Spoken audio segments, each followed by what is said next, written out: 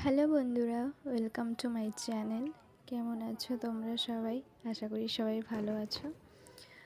So এটা হচ্ছে কালী পুজোর প্যান্ডেল।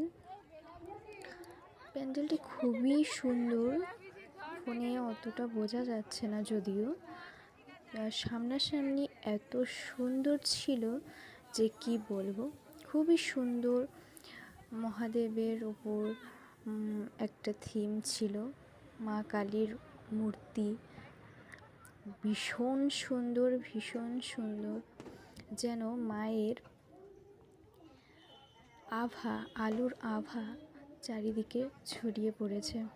তোমরা দেখতে থাকো, তোমরা নিজেরাই দেখলে বুঝতে পাবে যে ঠিক কতটা সুন্দর।